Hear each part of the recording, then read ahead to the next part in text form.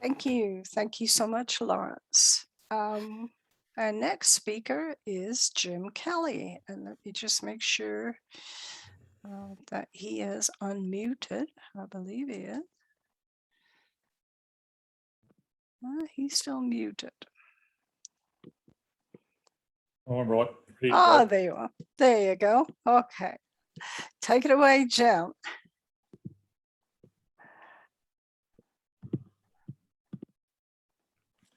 Okay. I thought I'd bring a bit of an Australian perspective to this, so we'll see how we get on with it. It's interesting. So, hold on, I've got a bit of a problem here. Hold on, escape. No, we could see you just fine, Jim. Yeah, the problem I have is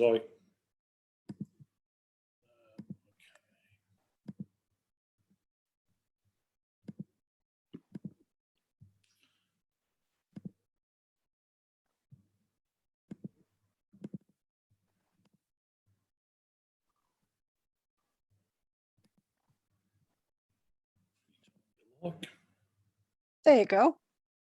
That's it. You're Yeah, so fine. just a little bit of a background, because I'm not so well known as the other speakers that you've had in this, but I was contracted to Adelaide University for 11 years as a soil and plant scientist. Main research was in beneficial use of recycled water in agricultural reclaimed water, managing sodic and saline soils, something that we haven't had a lot of conversation about. We have very difficult soils in Australia, largely because of the age of them. They're fragile, they're infertile, we have a lot of sodic and saline soils, aluminium toxicity, and fluid fertiliser research. Generally, I'm recognised nationally and internationally for the beneficial use of treated wastewater in agriculture. And just recently, I do a lot of land capability assessments for irrigation projects. And just recently, Arris completed a study over 250,000 hectares for a new irrigation project to identify 50,000 hectares suitable for irrigation. So it's fair, I'd say it's fair to say it happens. Ben told me to tidy it up because I used a bit of an expletive in here, but it's fair to say I understand what happens when wastewater hits soils, right? So the background causes of failure, it's interesting. I've sat here and listened to these talks and I find it quite interesting. So a bit later on, I'm going to touch on a couple of points. What we tend to find here in Australia, and I don't know if it's the same in other jurisdictions, is that people will spend a fortune on their house. They'll spend a fortune buying their block of land, but by the time they come around to wastewater, it's the last thing in the development of a property, and they'd like to spend nothing. So an outdoor toilet or failed systems always seem to come about as a result of financial constraint as much as anything. Poor design or poor equipment. We at Arris, Ben and myself, we build a compliance testing facility for on-site wastewater treatment systems. And I have to say I'm more than a little disappointed in the quality of the systems that are in the marketplace. And I think that failures are not so much driven by poor on-site assessments as much as other conditions that need to be looked at. Dispersal system failure, where it reflects is actually in the dispersal system, and poor site assessment. I look at poor site assessment a bit differently than most other people will, and I'll touch on that as we go forward. But largely, I've got this thing here: at the end of the world was coming, I wouldn't seek the assistance of an engineer, and I'm sorry about that. I know there's a lot of engineers here and they're going to find that a bit offensive, but the problem that we find here in Australia, I'll take you through it. I actually won't discuss it now. I'll talk to you more about it in a little while, right? Dispersal system failures, poor site assessment, the LCA is critical. An LCA, land capability assessment, is what they're called here in Australia, and I'll just use LCA as I go on. Poor system design, getting the right system for the right location. That is the critical point that I find. It is a systems approach. It's not just one aspect. It's not just the infiltration, poor construction. We still have a lot of gravity systems in Australia where you'll have a long trench, you'll have a single entry point for the wastewater, and the system overloads at the start, and then eventually over time it progresses down the trench, and ultimately you get failure. Whereas what we're doing increasingly is more and more, well, we don't do anything other than pressure dose systems now. But these are the sorts of things that we find, it's just the design of the way that the system is put together. And you need to consider that from the time that the effluent leaves the house to the time that it's magically away. And, we get root intrusions, we get all sorts of different reasons for these. Who should do an LCA? It's a funny thing here in Australia. In South Australian code, where I come from, requires that the land capability assessment be done by a certified engineer. Soil texture from soil cores is the dominant method. You do not have to do a percolation test. You can go out in the field and you can say, I'm good enough to hand texture soils, and I do thousands, right? And it takes a long time to get good at soil texturing by hand, right? The texture and the long-term acceptance rate, which is our loading rate for on-site disposal, is determined purely and simply from the soil texture done by an engineer. And then the engineer prepares a wastewater report to the regulator. However, over the border, over a magical dotted line on a map, we have Victoria. The code there states that a suitably qualified soil scientist has to do the land capability assessment, right? The LCA must include a percolation test, and from texture and KSAT, the LTR of the soil is determined, and the soil scientist undertakes a wastewater system design as part of the LCA. So it's interesting that one's an engineered-based focus, and basically what it is in South Australia, it's regulated by the Department of Health, and they have engineers sitting on their panel, whereas in Victoria, it's regulated by the EPA, and they have soil scientists sitting on their panel. So, is that a vested interest or not? We don't know. But what I do want to make a note is when I see these reports by engineers, they interpret soils for their structural support, whereas a soil scientist interprets soils for their ability to take water. And I see stuff in reports that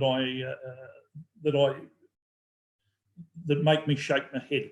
Just recently, I rewrote. I was contracted by the EPA in South Australia to rewrite what they call the wastewater irrigation management plan, which is the regulatory guidance document for disposing of wastewater from licensed premises, so abattoirs, these sorts of things.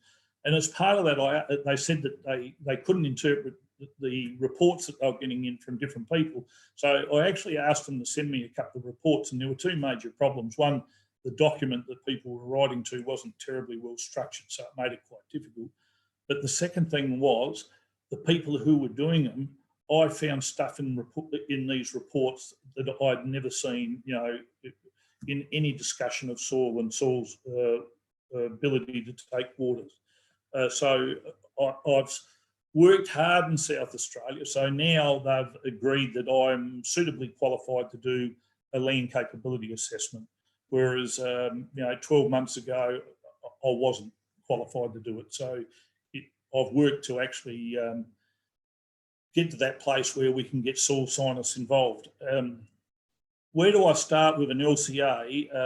It's interesting, we've all talked about percolation and those things, and I know this conversation is to perk or not to perk, but when I'm doing an LCA, I start with any publicly available information I can get, general sense of the site that you're dealing with, soil type, depth to water table, depth to bedrock. So I understand what I'm looking at before I get there. Determine the best method for assessment, coring or pit. Generally, I decide on the basis of risk, really constrained sites, size and conditions, complexity of the soil profile or size of the project. Plan.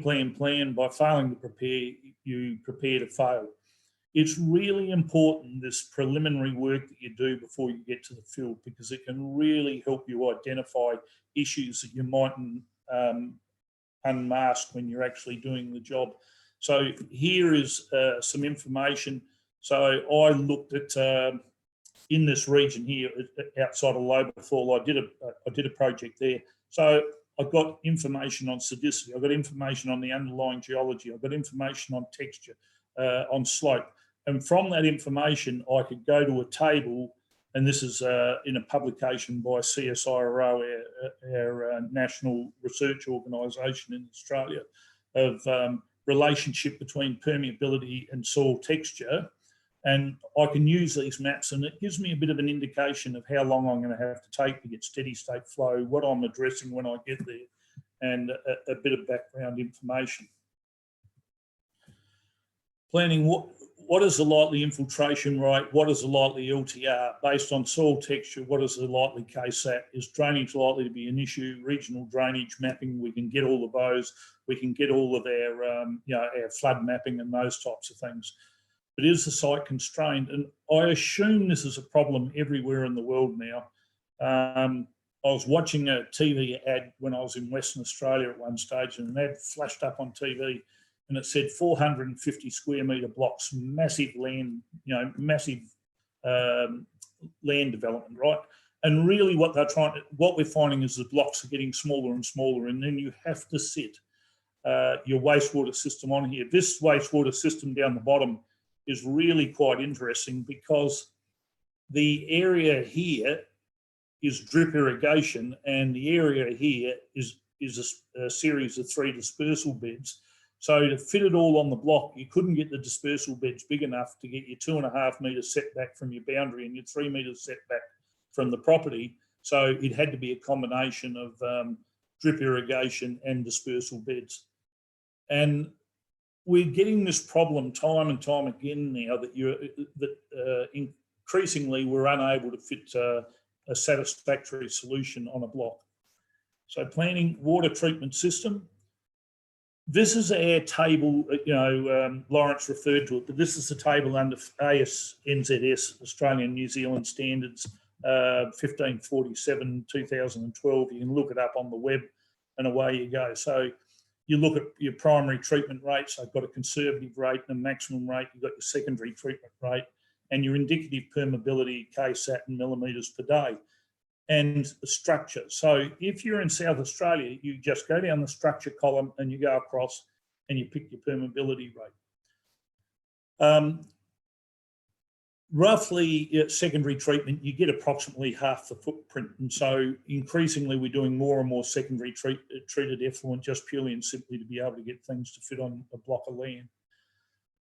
Wherever possible with Arris, this is Ben and myself, we select primary treatment if we can, right? And there's some reasons for that, but largely we're getting down to carbon footprint and your carbon equivalent. So we look at those. Those notes are just notes for that table. I'll put them in there just so people can look through them, right? Following the treatment system selection, the dispersal techniques, trenches, beds, ETA bed, Wisconsin mound, irrigation. Irrigation generally doesn't require a KSAT in Australia because they're so conservative in their approach. So your dispersal technique defines the depth of the soil profile. I noticed nobody sort of discussed the depth at which they did the test. So I find this is quite important that you do your KSAT depth at the depth of your infiltration rate, right? At your infiltration. So if we're doing a trench, our KSAT is set. So let's say that trench, the basal area of our trench is at 60 centimetres, and we do the KSAT in 30 centimetres of soil below the 60 centimetres. And like everybody, as a soil scientist, I get great joy in a soil pit. It's good if we can have a soil pit. So infiltration tests, I always just, you've discussed the different tests. I always use a constant head infiltrometer, right? And I find them easy, you get good results, you get repeatable results, and I like them. Before we go on site, we really plan what we're going to do. So this was a complex site. So this was a nursing home that was going from 20 beds to 60 beds, and they had to come up with a dispersal system. So we plan well before we go to site, but we're always flexible. We, depending on what we find on site, we will change our plan, as we go, and that only comes with experience. So what we do on site with an infiltration test, I think it's critically important that you do enough tests that you can statistically analyse the data. So you identify if you have outliers, if you have problems, or if you pick up your variability better, right? But every 2 to 3 pits that I dig, and I prefer to use pits, so I make an excavator come on site. For every 2 to 3 pits, I dig down to that distance greater than 500 millimetres below the trench, because the air regulations say that is there bedrock, is there water, are you in the water table? So you've got to identify that 500 millimetres. So we do it. So we actually build benched pits. So we're doing the percolation test at the depth of the base. So the base would be at that cut-off level, and then we're looking down. So we were 850 millimetres below that benching level. And we describe the soil profile, and they're the sorts of things that we describe. I'm a soil scientist, I can't help myself. And we change the sampling plan and depth of percolation test if required. If we find that we have a barrier at less than 500 millimetres separation, then we'll change it. So we might have come here with the view that we're going to put in just dispersal beds or ETA beds. If we'd found bedrock underneath, then we would have then said, okay, we need to go to a Wisconsin mound, and we would have changed our strategy behind our percolation testing. So we allow the site to influence us. This is just a list of the things that we take out. We always, over on the right-hand side, is a couple of things that you might not be used to using. We take 1 molar hydrochloric acid with us. That's to do a carbonate test. So we test for carbonates in soils. Generally, it's important to know that, because if we got high levels of calcium carbonate in the soil, we can get, you're generally going to expect the soils to respond better to infiltrating water. You get more flocculated soils in our clays. And we take 6% hydrogen peroxide, which is a manganese test. Now, you get manganese deposits in soils that are subject to waterlogging, right? So the manganese is a very, very good test. You just squirt a bit of manganese on this, hydrogen peroxide on the side of your pit wall, and the hydrochloric acid, so you can actually test where the carbonate is in your soil profile, or if there's been problems with waterlogging. So that's just our list of things. I put it in there if people want to do it. A hand auger was interesting, the conversation about smearing. We deal with a lot of clays, and smearing is a real issue. So what we tend to do is we tend to do our augering with 2 different size augers, and we use a hand auger very similar to the one in the PAS permeameter kit to do our hole, and we got a 63 millimetre diameter hole. But what we do is we use a 50 millimetre auger before that, and we'll do that with a drill, and we'll just put down a pilot hole first, and then we go the 63 millimetre hole afterwards. And we find that reduces the compaction and the smearing that we get. It comes away much cleaner. De-smear the hole with a brush or other tool. Set a tripod. We use a tripod. We suspend our permeameter over the hole. I'm inherently lazy. So what we do is we have a data logging permeameter. So I data log my information. I'll set up to half a dozen permeameters on a site at a time. I'll walk away and leave them. We do come back and take analog data on them.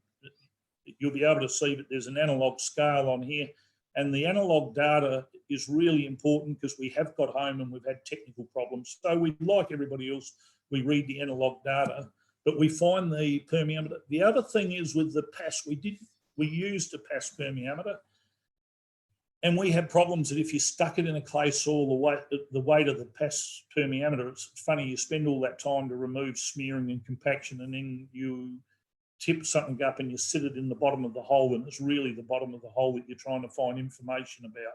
So we suspend our permeameters going forward. This is the information that we collect when we're on site. So we put all our soil data in there, topsoil. I don't know if that's useful for anything, but here's a set of results. Now, this is real data. And this is what we get out of our data log. We just data log every soil. We take a sample every 30 seconds. And then what we do is we just take a selection of the data. Once we know we've got the steady state flow, so we look down our data set, here's where it's increasing, here's our steady state flow. So we just look at the steady state flow, and then we get our infiltration rate from there. We use that equation. That equation's in the code. It's a single head. I do like the Guelph model and using the Guelph equations, but for on-site disposal, we just use the single height equation. What is the infiltration rate? Arithmetic mean, or do I use a lower bound 95% confidence level that the mean's greater than whatever that number is? So in this case, the lower bound worked out to be 35. I do throw data sets in the rubbish bin. If I get a bunch of sets like this, 25 to 79, and that's quite common to get that level of variability in my steady state flow. It's quite common to get that variability. And what we do is, if I get something really unusual, something that's like 2 times greater than sort of looking at that set, the 25 might have been questionable, but I left it in because I tend to be a bit more generous with the with low values rather than high values, right? Because high values skew your representation in a different area. So whether I use the lower bound or an arithmetic mean just depends entirely on how I see the risk. And invariably, restaurants I see as high risks, and we have a lot of cellar doors in Australia. There's wineries all over South Australia, and we deal with a lot of these cellar doors. And what we find about cellar doors is when they put in their wastewater report, they estimate numbers. Their numbers are always exceeded. They always produce more wastewater. They nearly always end up with a restaurant eventually. And so I tend to treat them as high risk and take a very conservative approach when we do that. It's easy to take a conservative approach beforehand. I don't do all of this analysis every time, but I'll just show you an analysis sheet here. And these are just, the colours are just logged against soil conditions and typical interpretations. Analytes, we generally test EC, pH, texture, and exchangeable cations. Exchangeable cations are important in Australia because we want to know what the ESP is. Are we dealing with a sodic soil? If so, we have management strategies for those. There's a new calculation for that we use in Australia called cross-cation ratio of soil structural stability. It's quite important because what it does is it takes into consideration other cations other than just calcium and magnesium and sodium. It actually looks at potassium as well, and with wastewater with increasing levels of potassium, we think it's important to look at that. But on this particular site, this was a large site. It was important that the design was right. We took all of the information we can. So as you can see, at the depth that we're dealing, if you look at the bottom table, at the second, third to fourth to right column, the ESP, we're dealing with a soil that's is very sodic and had low permeability. Like everybody else, we just use the standard. We use the Australian. The Americans have their own textural triangles. Silt, clay, sand. We laboratory test for texture. So we actually get a laboratory test done for silt, clay and sand. It costs us about $24 a sample, so we think that that's not very dear, and it sort of clears up some of the guesstimations. Sodic soils and saline soils are a big issue in Australia. So when we construct beds, we'll typically spread gypsum at 1 kilogram per metre squared, and then we deep rip to a metre deep. So what we'll do is we'll construct our bed, we'll put the gypsum in the bed, and then we'll rip to a metre deep, and then we construct the bed over the top of it, right? So that we can get a bit of gypsum down into the clays, and it helps mitigate the risk of bed failure. One of the things that's interesting that I've picked up in today's talks is when you look at, if I can, and if you don't mind me going back to it, I'll just go back to this table here. In Australia, I can't see the right-hand side of it, but this is a table in which we determine our long-term acceptance rate. And it's really interesting. When we get down to medium to clays, light clays, we can go to 8 millimetres with secondary treated effluent, which is about 13% of the infiltration rate, right? Whereas when we're up in sands and stuff that are less likely to fail, we're typically below 1% of the infiltration rate. So I find that interesting, and I'd be interested in other people's commentary on it. But there is a high degree. Of. I find that there's a high degree of error protection in this thing. So I always do a permeability test because I'm a soil scientist. It's just natural. I go and do it, but there is a high degree of margin in all of this. And I tend to find that most of the failures that we see in systems, and people talk about the failures and the regulators coming out, come as a result of too much either fat going through the system, poor treatment system prior to the dispersal bed is a bigger cause of failure in Australia than the actual dispersal bed itself. So I would like people to think a bit more about that. Yes, we can spend an enormous amount of time on looking at dispersal beds and infiltration rates and those things.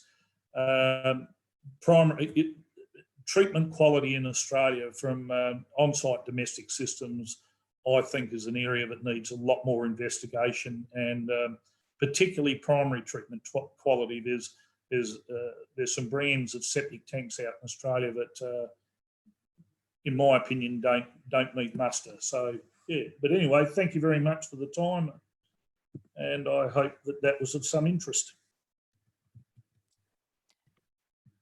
Yep, thank you so much, Jim. Okay, let's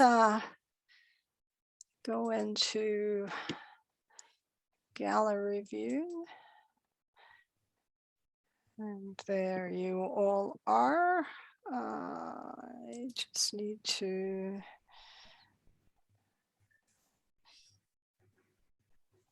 I think we have all our speakers here. Mr. Moore, would you turn your video off, please?